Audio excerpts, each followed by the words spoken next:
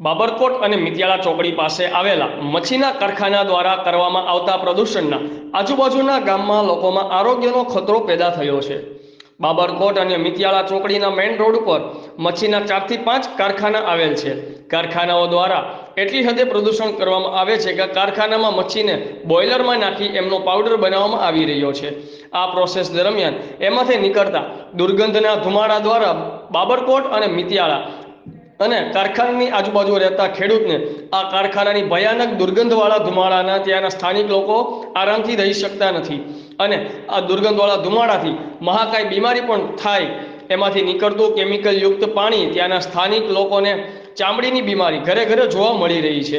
આ પાણી ત્યાં જ જમીનમાં છોડવામાં આવે છે, જેના લીધે બાજુમાં રહેતા ખેડૂતના કૂવાના પાણી પણ દૂષિત થઈ રહ્યા છે।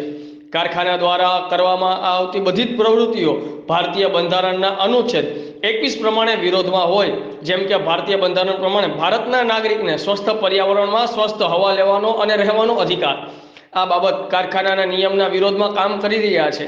જે પણ આ કારખાનાના માલિક હોય એમને કાયદેસરની સજા થવી જોઈએ અને આવા કારખાના માનવ વસાહતથી દૂર હોવા જોઈએ એવી માંગ આઝાદ મીડિયાના અમરેલી જિલ્લાના પ્રતિનિધિ ભગવાનભાઈ ભરવાડ દ્વારા કરવામાં આવી છે અને મીડિયા મારફત હાઈકોર્ટના જજ સાહેબ અને આજુબાજુના ગ્રામ લોકોને પણ વિનંતી કરવામાં આવે છે કે આને જાહેર હિતની અરજી સમજી બાબરકોટ અને મિતિયાળા ચોકડી પર જે કોઈ કારખાના કાર્યરત છે એમને સદંતર બંધ કરવામાં આવે। હજુ નવા કારખાના બની રહ્યા છે, કોઈ પણ સંજોગોમાં પરમિશન આપવામાં ન આવે એવી પણ માંગ કરવામાં આવે છે। કારખાના મિતિયાળાની જમીનમાં હોય એટલે આ કારખાના બનાવવા માટે સરકારના નિયમ મુજબ ગ્રામ પંચાયતમાંથી ઠરાવ લેવામાં આવે છે, પણ આ કારખાનાના માલિક રાજકીય વગ ધરાવતા હોવાથી ગ્રામ પંચાયતનો ઠરાવ પણ લીધેલ ના હોય અને કારખાના ચાલુ કરી દેવામાં આવ્યા છે। આ બાબતે અમારા આઝાદ મીડિયાના પ્રતિનિધિ ભગવાનભાઈ ભરવાડે અનેકવાર મીડિયાના માધ્યમથી રજૂઆત કરી હોવા છતાં પણ તંત્ર દ્વારા હજુ સુધી કોઈ પગલાં લેવામાં આવ્યા નથી।